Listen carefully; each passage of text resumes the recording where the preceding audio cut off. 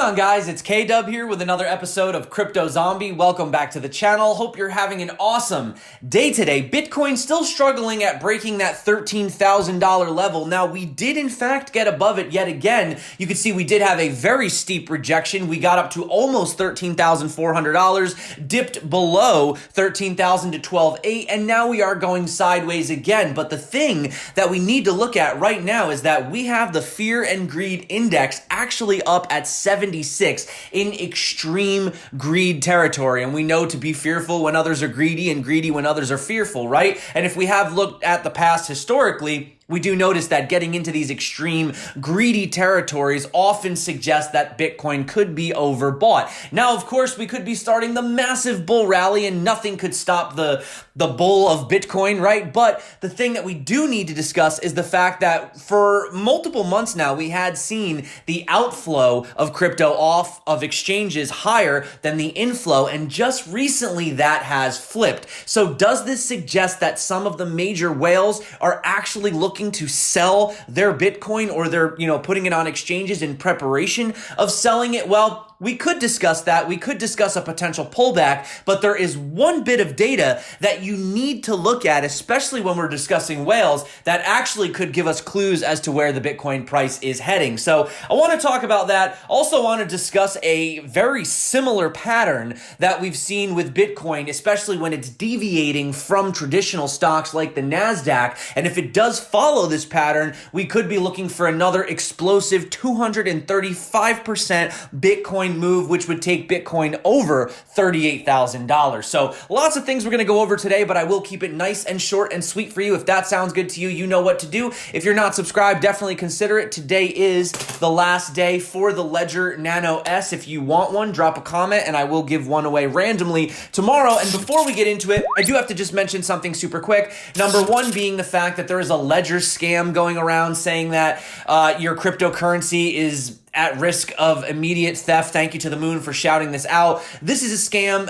If you don't know if it's real or not, make sure that you reach directly out to the team. Do not, ever give your private keys or any of that, or click any of these links or anything like that. Be very careful. And the second thing I want to mention today too is also they did have the Generation 3 of the CryptoZombie Moonshot NFTs at Rarible are officially out, as well as the last 4 of the Chad CryptoZombie. So there's only 4 of these ones left. I will drop the links for both of those below, but let's dive in and let's have a look at why JP Morgan, who did say Bitcoin was a fraud in 2017, now just issued a report saying that Bitcoin is looking extremely bullish. So let's have a look at the chart and see why they're thinking this. Well, having a look right here, you do notice that we did have this massive rally. We broke through this previous resistance, and right now we're kind of getting hung up at this level over on the futures chart. Now, having a look at the spot, you do notice the significance of this resistance. Now, if we were to break above, we probably could get up to about that $14,000 level, but after that, we really don't have a lot to go off. Now, if we were to have that pullback, we actually have a lot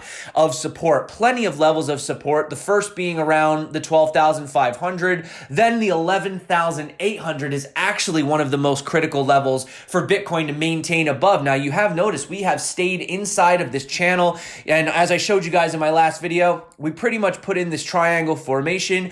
We bounce around, volatility gets smaller and smaller, and we have the breakout. We put in another triangle, same thing, smaller and smaller volatility, and the breakout. Now, if we were to keep with this pattern, that would show that we still are, like I said, heading towards the $14,000 Bitcoin, most likely then having a steep drop, maybe even down to that $11,000 level, consolidating sideways before having the next big breakout, right? Now, if we do have a look at previous fractals in the past, this does also suggest that Bitcoin could be heading for the $14,000 level short term. But like I said, fear and greed index, extreme greed, we know what happens, right? What happened at the top of the DeFi bubble when everyone was making 10x gains, 20x gains, 30x gains? We did see that major cool off, which brought us to the fear of last month. And we do know that when Bitcoin does historically, like for example, let's take this back in February of 2020, earlier this year,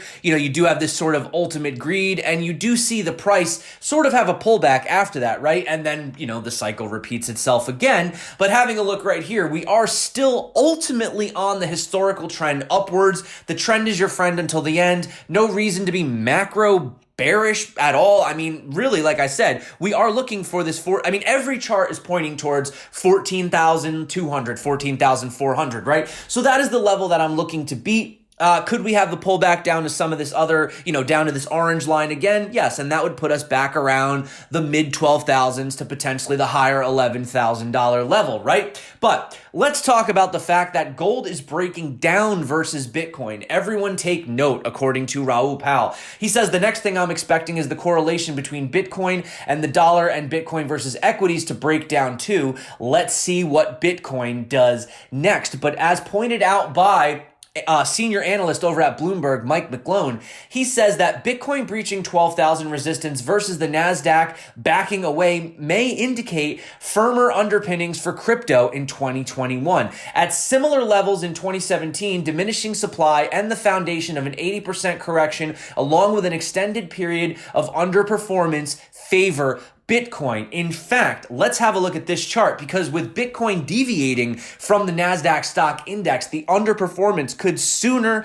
than later turn into overperformance, much like another point in Bitcoin's recent history. Now, Mike McClone points to this previous deviation that Bitcoin had back here. After breaking to the upside, Bitcoin pumped 235% before another sizable correction took place. So if we actually plug the same numbers in to the last time we saw Bitcoin do this to now, you're looking at around a $38,000 Bitcoin before any major correction. So he also points to diminishing Bitcoin supply, the bear market, and regaining lost ground against NASDAQ as key factors pointing towards another bullish Bitcoin breakout. So he's saying we could see Bitcoin go up to 38,000 before seeing any major correction. Now, maybe 2017 doesn't have to repeat itself. Maybe the markets are more mature than they were before. Maybe we're not going to see those 30% dumps like we did in the bull market. I mean,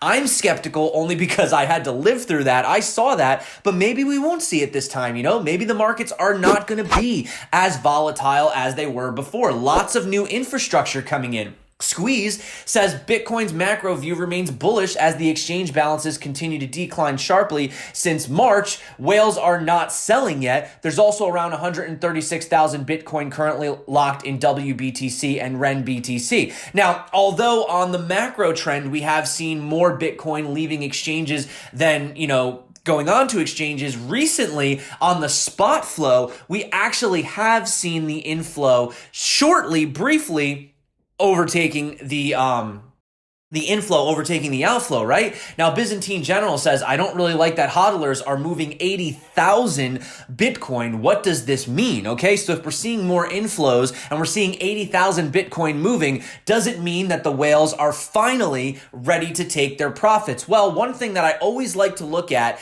is the unspent Bitcoin as far as whale bubbles. Now, whale bubbles also show extreme accumulation for Bitcoin. Now, we previously had massive whale bubbles at around 11,200 and the 11,400 right here. But you see, there's a very significant accumulation. In fact, the largest level of Bitcoin accumulation from the whales at around 11,800. So if all of these whales have bought so much Bitcoin around the $11,800 level, we can only assume, okay, we have no guarantee, that even if Bitcoin was to have a sell-off, you probably would see them reaccumulating again at around the 11,800. And these are guys that have lots of money to keep these spot prices up, right? So I would say that according to this data, 11,800 might be the next level to get cheap Bitcoin, if you consider that cheap. Well, cheap compared to where Bitcoin is going, right? If Bitcoin goes to $1 million, then yeah, an $11,000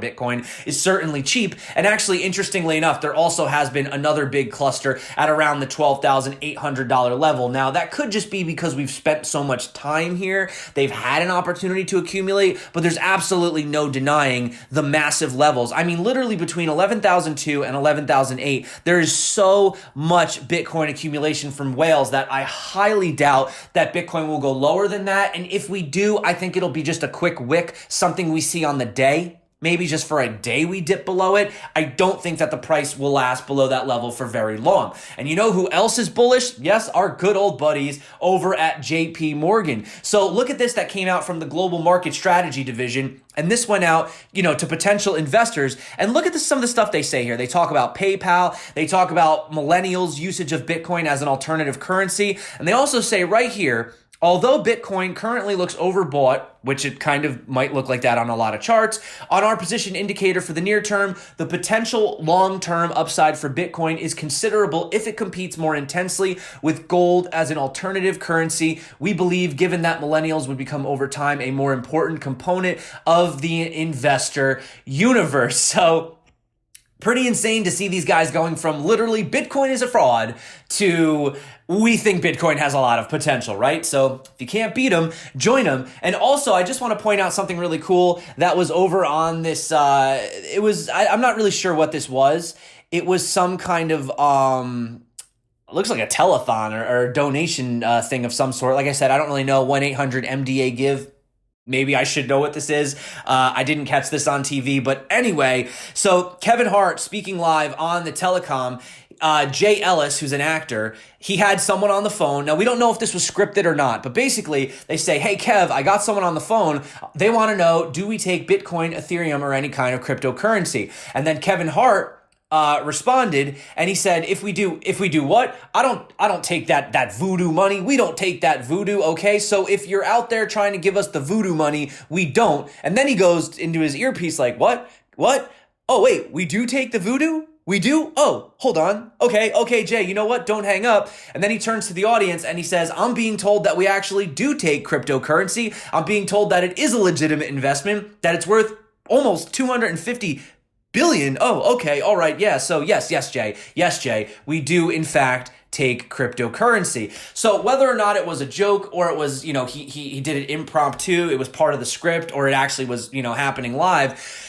The point is that cryptocurrency is getting in the mainstream, and the fact that jokingly they actually at the end said we do accept it kind of points, fun at the whole Jamie Dimon thing from over at JP Morgan, sort of, it's voodoo money, it's fake, it's not real. And now, oh, wait, what? We do take it, right? So just thought that was a little cool story I wanted to end on. And yeah, guys, that's basically it for today. Not too much to say. Not too much has changed on the analysis standpoint. I am anticipating a pullback at some point, but to be totally honest with you, I'm looking to long the pullback, buy the dip, whatever you want to say, because I personally believe that we have officially begun the upwards trajectory. I do believe that Bitcoin is just simply going to go higher and higher, and it's just a matter of time until we break all-time highs. And we have seen Bitcoin rally $10,000 in, less than 5 weeks, and we have more than that time to get to the end of the year. So I think will we see an all-time high by the end of this year? I'm not going to guarantee that, but it is definitely possible. It is actually possible